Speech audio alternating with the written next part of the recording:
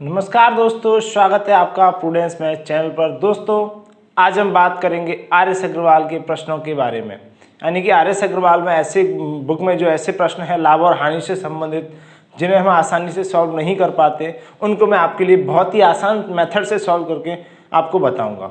चलिए दोस्तों, पहला प्रश्न आपके सामने लिखा हुआ है। पहला प्रश्न है, एक व्यक्ति कुछ वस्तुएं P रुपए प्रति दर्जन के भाव से खरीदता है तथा P/8 प्रति वस्तु के भाव से बेच देता है, उसका लाभ प्रतिशत कितना होगा। दोस्तों ऐसे प्रश्नों को हमें सॉल्व करना है बहुत ही आसान तरीके से। चलिए दोस्तों सॉल्व करते हैं, और ये प्रश्न आपको आर एस अग्रवाल बुक में मिल जाएंगे। मैं उन्हीं प्रश्नों को इस वीडियो में सॉल्व कराऊंगा जो अच्छे लेवल के होंगे, एग्जाम में ज़्यादातर आने के चांसेस रहते हैं, और बहुत ही अच्छे लेवल के प्रश्नों को बहुत ही आसान तरीके से सॉल्व करेंगे। बुक इस तरीके से करेंगे। देखिए दोस्तों, इस तरीके का प्रश्न मैंने आपको पार्ट जो फर्स्ट सेकंड थर्ड फोर्थ कराए हैं उनमें भी आपको ये देखने को मिल जाएगा इस टाइप का प्रश्न। चलिए हम इसको सॉल्व करते हैं। दोस्तों यहाँ पे आपको दिया जा रहा है कुछ वस्तुओं को खरीद रहा है P रुपए प्रति दर्जन के भाव से। तो यहाँ पे मुझे क्या क्या दिया गया है दोस्तों, एक तो आर्टिकल है। क्या है दोस्तों? आर्टिकल है हमारे पास, यानी कोई वस्तुएं हैं और किस रुपए के दे रहे हैं। तो यहाँ पे हम बात करेंगे तो आर्टिकल और प्राइस की बात चल रही है। दोस्तों किसका बात चल रहा है? आर्टिकल और प्राइस का। यानी कि कोई वस्तुएं दी गई हैं, कितने में खरीदी, वो आपको रुपए दिया गया। प्रश्न में है P रुपए प्रति दर्जन। दर्जन मतलब क्या होता है दोस्तों? 12। तो हम बात करेंगे कि P रुपए में, कितने रुपए में? P रुपए में कितने आर्टिकल खरीदे गए दोस्तों? 12 आर्टिकल खरीदे गए। क्लियर है? P रुपए में 12 आर्टिकल खरीदे गए, भाव से खरीदता है, इसका मतलब क्या होगा दोस्तों? खरीदे गए। तो ये हमारा क्या हो जाएगा दोस्तों? CP हो जाएगा। इसमें कोई समस्या है? क्योंकि खरीदना मतलब क्या होता है? CP होता है, कोई समस्या नहीं होनी चाहिए। अब बात करेंगे आगे। तथा P/8 दोस्तों, इसको यहाँ लिख लेते, P/8 प्रति वस्तु के भाव से बेचता है। इसका मतलब क्या हुआ P/8 का? यानी कि 8 वस्तुओं को, कितनी वस्तुओं को? 8 वस्तुओं को कितने रुपए में बेचता है? वो P रुपए में बेचता है। कितने रुपए में बेचता है दोस्तों? P रुपए में बेचता है। अब बताओ कि कितने प्रतिशत लाभ हुआ? कितने प्रतिशत क्या हुआ? लाभ। अब ये बेचने की बात कर रहे हैं तो दोस्तों यहाँ क्या हो जाएगा? SP यानी कि सेलिंग प्राइस हो जाएगा। चलिए दोस्तों देखते हैं। अब समझना है यहाँ पर आपको कि हमें जब भी लाभ और हानि निकालते हैं तो सबसे पहले हमने 12 वस्तुएं खरीदी, 12 बेचेंगे तभी तो लाभ और हानि का पता चलेगा। क्लियर है? मतलब वस्तुओं की समानता होगी तभी हमें लाभ और हानि का पता चलता है। दोस्तों हमारा काम क्या होगा? यहाँ वस्तुओं की समानता कर लेना है। कैसे करेंगे वो समझिए। यहाँ हम देखेंगे 12 और 8 को किस तरीके से बराबर किया जाएगा। तो मैं कहूँगा यहाँ पे 3 का गुणा कर दूँ, 8 3 कितने हो जाएंगे? 24। ये का ऑप्शन है हमारे पास। और इसको किससे गुणा करूँ? 2 से। तो देखो 12 दूनी 24, यहाँ भी आर्टिकल हो गए और यहाँ भी 24 आर्टिकल हो गए। इसका मतलब क्या हुआ? हम मान लो 24 आर्टिकल खरीदे और बेचेंगे भी कितने? 24। तो बराबर मात्रा होनी चाहिए दोस्तों, ये याद रखिए आप लोग। तो यहाँ जब 2 का गुणा करेंगे तो यहाँ भी कितने का गुणा होगा दोस्तों? 2 का होगा। और 8 3 24, इधर 3 का गुणा किया है तो दोस्तों इसमें भी क्या होगा? 3 का गुणा होगा। क्लियर है? क्योंकि 2 का गुणा इसमें मतलब इस वैल्यू को बराबर करते। अगर 12 रुपए P में 12 वस्तुओं को P रुपए में खरीद रहे थे, इससे दुगनी वस्तुओं को, तो 2 का गुणा कर देंगे, इसमें भी पता चल जाएगा हमें। तो हमने देखा कि हमारा जो इस टाइम पे CP था वो कितने रुपए है? 2 रुपए में खरीदा हमने। यानी कि 24 आर्टिकल को हमने कितने रुपए में खरीदा? 2 रुपीज में। अब बात करेंगे 24 आर्टिकल को बेचा कितने में दोस्तों? 3P, यानी कि 3P रुपीज में बेचा। 3P रुपीज में बेचा है तो आपको ये बताना है कि लाभ प्रतिशत कितना हुआ। यहाँ से बहुत ही आसानी से समझ सकते हैं। मान लो 2 रुपए के हिसाब से खरीदा, 3 के हिसाब से बेचा, इसका मतलब क्या हुआ? लाभ होगा कि हानि होगी? नहीं दोस्तों, लाभ ही होगा। अब लाभ होगा कितने का? बहुत आसान है। कितने का लाभ होगा दोस्तों? 2P। कितना हो गया? 1P। तो इसका मतलब हमारा होगा 1P, यानी कि 1P का हमारे पास क्या होगा दोस्तों? लाभ होगा। अब लाभ नहीं पूछा प्रश्न में, प्रश्न को बार बार पढ़ो। ये लिखा है प्रश्न आपके सामने, क्या है? लाभ परसेंट पूछा गया। प्रश्न में क्या पूछा गया? लाभ परसेंट। तो लाभ परसेंट कैसे निकालोगे? 1 का लाभ हुआ, 1 का लाभ कितने पर हुआ? कितने पर हुआ? CP मतलब 2 पर हुआ। तो 100 पे कितना होगा दोस्तों? 2 से काटोगे 50%। यही हमारा आंसर है। आशा करता हूँ आपको समझ में आ गया होगा। चलिए आर एस अग्रवाल के अगले प्रश्न की ओर, जो कि बहुत अच्छा प्रश्न होगा हमारे लिए। चलिए दोस्तों दूसरा प्रश्न आपके सामने लिखा हुआ है, आर एस अग्रवाल बुक का प्रश्न है। हम देखते हैं, एक व्यक्ति ने कोई पुस्तक 891 में बेचकर लागत का 1/10 पर लाभ कमाया, उस पुस्तक का क्रय मूल्य बताइए। दोस्तों क्रय मूल्य कितना होगा? अब मुझे इसमें बताया गया 1/10 का लाभ कमाया है दोस्तों, और ऐसे प्रश्नों को हम सॉल्व करेंगे सिर्फ फ्रैक्शन मेथड के माध्यम से, बहुत ही आसानी से हम आंसर लेके आ पाएंगे। चलिए दोस्तों, प्रश्न में पूछ दिया गया है कितने बेचा? 891 बेचकर लागत का 1/10 लाभ कमाया। समझना है, 1/10 लाभ कमाया, यहां लिख देता हूं मैं, 1/10 लाभ कमाया, यानी कि किसका लाभ कमाया? लागत का। तो हम क्या कहेंगे? लागत को ही बोलते हैं दोस्तों क्रय मूल्य। लागत मूल्य होता है, जो लागत मूल्य होता है उसे ही हम क्या कहते हैं? क्रय मूल्य। और क्रय मूल्य को हम लोग किससे डिनोट करते हैं? सीपी से। किससे डिनोट करते हैं दोस्तों? सीपी से। यानी कि उस व्यक्ति ने 10 रुपया खरीदा और लाभ कितने का कमाया? 1 का। लाभ कितने का कमाया? 1 का। तो बेचा कितने का होगा दोस्तों? 11 यूनिट का बेचा होगा। कितने का बेचा होगा? 10 का मान लो हमने खरीदा और 1 लाभ कमा लिया, तो बेचेंगे कितने में? 11 यूनिट। और 11 यूनिट नहीं बेच रहा है दोस्तों, कितना बेच रहा है? 891 बेच रहा है। कितना बेच रहा है? 891। तो 1 यूनिट का मान निकाल सकते हो यहाँ से। तो 1 यूनिट का मान निकालेंगे हम, कितना आ जाएगा? 1 यूनिट का मान 11 8 88, 11 1 11, कितना आ गया दोस्तों? 81। अब प्रश्न में क्या पूछा है? क्रय मूल्य बताओ। तो दोस्तों क्रय मूल्य हमने कितने यूनिट माना हुआ है? 10। तो 81 का गुणा करेंगे 10 में, कितना आ जाएगा दोस्तों? 810। यही हमारा आंसर होगा। कितना सिंपल तरीके से हम इसका आंसर निकाल पाए। आशा करता हूं आपको समझ में आया। अगले प्रश्न की ओर देखते हैं। दोस्तों तीसरा प्रश्न आपके सामने लिखा हुआ है। प्रश्न है, रुपये 2.50 प्रति पेंसिल की दर से बेचने पर विनोद को 110 रुपये का लाभ होता है। इतनी ही पेंसिल है, 1.75 प्रति पेंसिल बेचने से उसे 55 रुपये की हानि होती है। विनोद के पास कितनी पेंसिल है? दोस्तों ये प्रश्न है, बहुत ही बड़ा प्रश्न है। आर एस अग्रवाल के हिसाब से जो लोग तैयारी कर रहे हैं उनको थोड़ा इसमें परेशानी का सामना करना पड़ता है। हम देखेंगे इसे बहुत ही आसान मेथड के माध्यम से। चलिए दोस्तों शुरू करते हैं। यहाँ पे पूछा गया पेंसिल कितनी है, तो हमें नहीं पता, हम मान लेते हैं कि माना कि पेंसिल हमारे पास, पेंसिल जो है उनकी संख्या कितनी है दोस्तों? x मान लेते हैं। पेंसिल की संख्या कितनी मान लेते हैं दोस्तों? x। ठीक है, x मान के करेंगे या 1 यूनिट मान के करो तो कैसे भी हम लोग आसानी से निकाल पाएंगे। चलिए दोस्तों, अब ये क्या है? x पेंसिलों को 2.50 के हिसाब से बेचा, तो इसको हम क्या लिख सकते हैं? मतलब x पेंसिलों को कितने हिसाब से बेचा? 2.50 रुपये के हिसाब से बेचा। तो विनोद को क्या हुआ? 110 रुपये का लाभ हुआ दोस्तों। लाभ हुआ कितने का हुआ? 110 का। चलो भाई देख लेते, जो हुआ होगा हम बाद में चर्चा करेंगे। अब अगली इक्वेशन हमें, यानी अगली जो यहाँ पे समीकरण बनाना है वो हमारा क्या होगा? इतनी ही पेंसिलों को, मतलब ये जो पेंसिल है इतनी को ही 1.75 के हिसाब से, यानी x गुणा 1.75 के हिसाब से बेचा, तो उससे 55 रुपये की हानि हुई दोस्तों। अब आपको ध्यान रखना है, अगर ये वैल्यू हमें बराबर में रखनी है तो वैल्यू का मान भी तो दोस्तों बराबर होना चाहिए कि नहीं होना चाहिए? जी हाँ, बिल्कुल होगा। कैसे करेंगे आपको ये देखना है दोस्तों। यहाँ पर क्या हुआ था? हानि हुई थी इसको। तो हमारा काम ये होगा, अगर जिसको हानि होती है उसको तो हम और 55 दे देंगे, यानी 55 रुपये का हानि हुआ तो हम क्या इसको 55 दे दें तो बराबर आ जाएगा।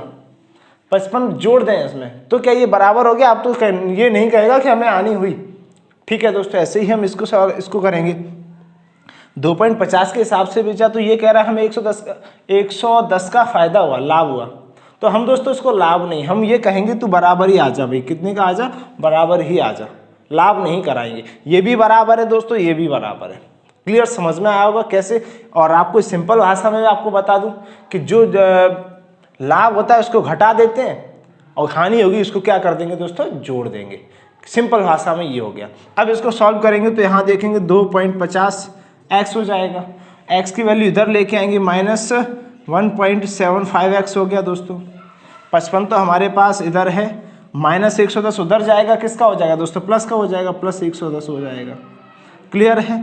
यहाँ हम घटाएंगे तो दोस्तों आ जाएगा हमारे पास 5 7, यानी कि 0.75x आ गया दोस्तों। कितना आ गया? 0.75x। इधर कितना हो जाएगा? 165।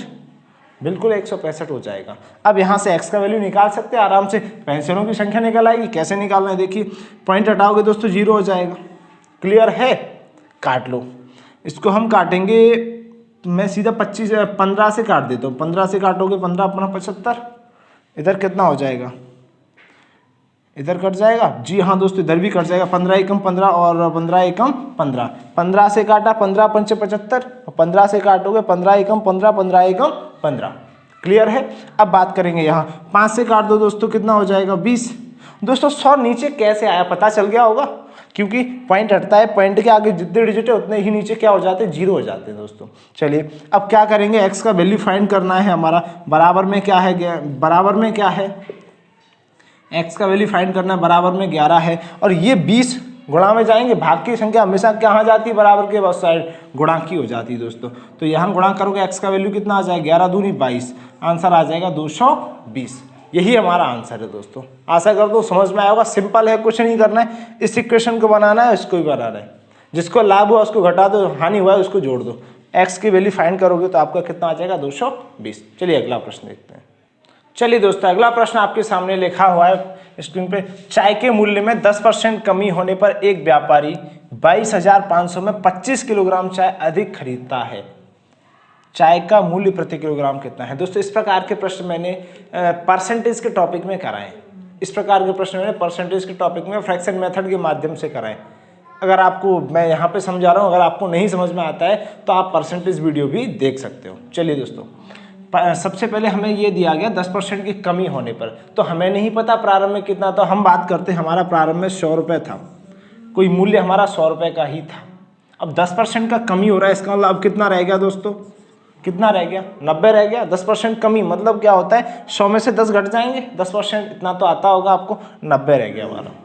अब 90 रह गया तो कहा है एक व्यापारी 2500 में 25 किलोग्राम चीनी अधिक खरीद सकता है। तो इसका मतलब क्या हुआ दोस्तों, आपको ये समझना है कि 90 होने से अंतर कितने का आया दोस्तों, यहाँ पे कितने का अंतर आया, 10 का अंतर आया। तो हमें यही अंतर देखना, 10 का अंतर आया दोस्तों, कितने पर आ रहा है, यहाँ 10 की फायदा हो रही 90 पे। तो एक निकालोगे कितना हो जाएगा दोस्तों, 1/9, 1/9 हो जाएगा। कैसे हो गया, 10 का अंतर, यहाँ लिखेंगे 90, हमारा जो अभी वर्तमान है, वर्तमान ही तो दे रखा है। अब बात करेंगे 9 जो है दोस्तों, हम इसको 9 मान लेते हैं प्रारंभिक मूल्य। 9 हमारा क्या था दोस्तों, प्रारंभिक मूल्य था। 9 क्या था, प्रारंभिक मूल्य था।